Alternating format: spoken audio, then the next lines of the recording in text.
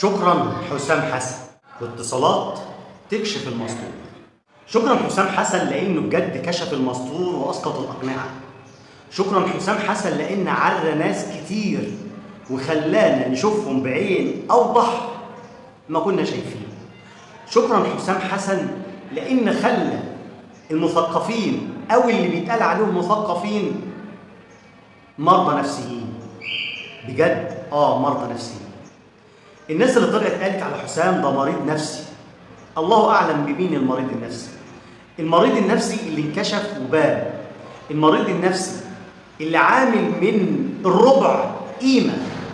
الناس كلها في الزمالك والزملكاويه وجمهور الزمالك اللي انكشف لما طلع قال لك احنا هنشجع بلجيكا وهنشجع نيوزيلندا وكمان هنشجع ايران، وفي الاخر راحوا يشتروا تيشيرتات منتخب استراليا عشان يوم.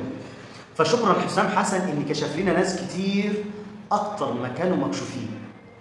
حسام حسن طبعا هيطارد الاستاذ او الدكتور كمال العدل اللي قال على حسام انه مريض نفسي. كل ده عشان ما خدش الربع. يا راجل اسيب الواحد الصحيح وازعل عشان الربع. حسام حسن كشف ناس كتير وبينهم على حقيقتهم. اللي طلع يقول لك ان فوز منتخب مصر على نيوزيلندا مش انجاز، احنا ما قلناش ان هو انجاز. الانجاز ان انت حققت اول فوز ليك في البطوله. انك تصعد تاني المجموعه ده مش انجاز. احنا كان بيتقال علينا منتخب باص صلاح، او كان بيتقال علينا منتخب ما بيعرفش يباص، لعيبه ده اخرها ما بتعرفش تباص. كان بيتقال على منتخب مصر من مدربين مسكوه ده مدرب او منتخب فقير. فجالنا حسام حسن اللي الناس كلها دلوقتي والزملكاويه دلوقتي بنقول للاهلاويه هو حسام بقى عليه سكر دلوقتي وحلو، بعيد عن اللي بين الزعل الداخلي. لكن احنا دلوقتي ما بنشجعش حسام، احنا بنشجع منتخب مصر، او زي ما انتوا بتقولوا منتخب الاهلي.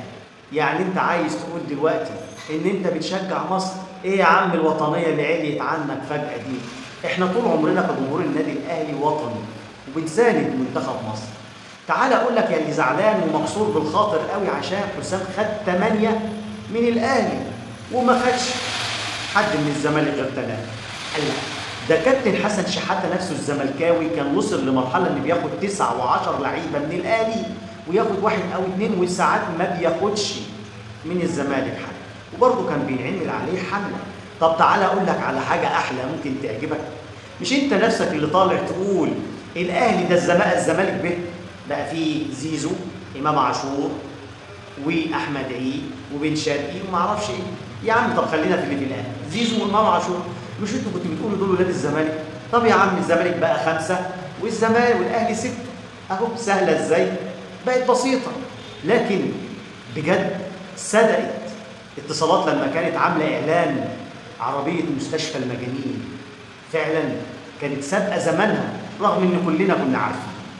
الزمالك بيلف بالدرع، لف بينا يا دنيا. الزمالك لما عمل حمله تعالى اتصور بالدرع وادفع 1000 جنيه ما لقاش جاي همها، لقى 10 12 واحد راحوا قال لك لا خليك عندك واحنا هنجيب الدرع لحد عندك.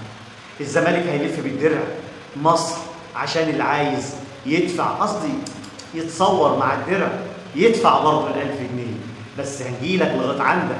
حمله شحاته مغلفه. بس اقول لك فكره حلوه. واول ما بداوا هيروحوا عند السيد البدوي في طنطا ومعاهم صندوقين، صندوق للفكه وصندوق للابلكيشن. صفقات الاهلي، صفقات الاهلي بنسبه كتيره خلاص، او بنسبه كبيره الاهلي قرب ينتهي من صفقه علي محمود الديفندر اللي عليه كلام كتير مع نادي إنبي. بعد المفاوضات ما توقفت رجعت تجددت تاني وبدات المياه الراكده تسيل، وعلي محمود يقترب بقوه من النادي الاهلي. الصفقه عليها كلام كتير، الاهلي هيدفع قد ايه كاش وانبي هياخد بونص قد ايه. كله هينكشف ويبان. لكن حابب اقول لك قبل ما الصفقه تخلص، لو الاهلي دفع مليون هيتقال في الاعلام 10، لو الاهلي دفع 30 هيتقال في الاعلام 60، ولو الاهلي هيدي بونص لانبي 5 هيتقال في الاعلام 50. ما احنا عارفين ان الاعلام زمالك، بس رغم كده رغم ان هم مفضوحين وانكشفوا وبقوا عريانين ما زالوا بجحين وبيطلعوا على الفضائيات. علي عوان اللاعب الاردني الدولي خلاص بات قاب قوسين او ادنى من الظهور بقميص النادي الاهلي. هل صفقه هتنجح؟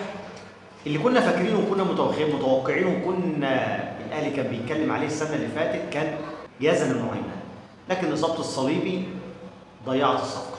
هل علي علوان هيكون صفقه الاهلي في الهجوم؟ مع ان عموته قال عايز اشوف جراديشار الاول في التدريب.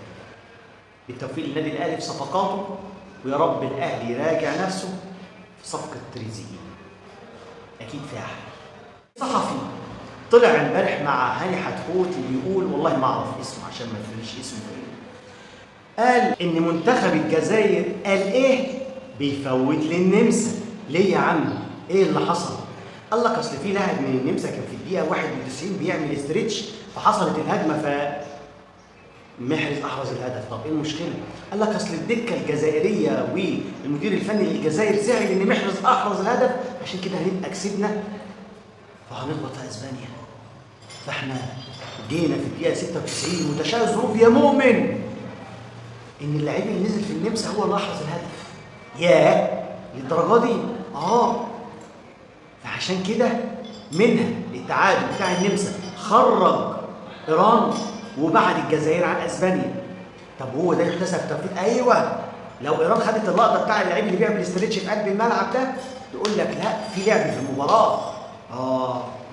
بص، بعيد عن الدماغ اللاسعه دي مع احترامي ليك، يعني الجزائر لما تلعب لمصلحتها بتقول لك انا العب مع سويسرا وما العبش مع اسبانيا، لان انا اروح كده اخبط في التقيل في الحديد، العب مع سويسرا واقوح معاها واخبط معاها وكتف بكتف، افوز على سويسرا هروح اقابل كولومبيا او غانا برضه الكتف في الكتف، انما اروح اسبانيا وبعد اسبانيا ممكن اخبط في تقيل كمان هقع. فده ذكاء من الجزائر مش تفويت للجزائر. فبالله عليكم الله يكرمكم خلونا هنا في مصر، والعجن اللي بتعجنوه هنا في مصر والتخبيط والترزيع وتوقيع الناس في بعض والفتي والهقص اللي انتوا بتعملوه. سيب الجزائر والمغرب والناس دي في حالها، ما تعملوش فتنه، احنا بعيد عنها وغناية عنها. اما امبارح كانت بدايه دور ال 32 وفوز مين؟ كندا على جنوب افريقيا، تصعد اول منتخب لدور ال 16. النهارده مين ومين؟ النهارده البرازيل السامبا مع الكمبيوتر الياباني الساعه 8، وفي مباراه الساعه 11 بصراحه مش فاكر هي، لكن اللي احنا كلنا مستنيينها المغرب مع هولندا، اسود الاطلس مع الطاحونه الهولنديه. الكل في انتظار المباراه دي لان اللي فايز منها هيقابل مين؟ كندا. فالطريق ممهد لاي من المنتخبين، لكن المباراه قويه مفيش شك. المغرب عندها طموح كبير جدا، وهولندا عندها الطموح في الاستمرار والوصول لابعد مكان. بالتوفيق لجميع المنتخبات وبالتوفيق للمنتخب المغربي. لكن حابب تكتب لي في التعليقات وتقول لي مين المرشح الاقرب؟ هولندا ولا المغرب؟ البرازيل ولا اليابان؟ بالتوفيق ان شاء الله. لكن كل حبايبي تنساش لايك الفيديو، اشتراك في القناه، تفعيل الجرس. اكون شاكر لكم، تحياتي، سلام عليكم.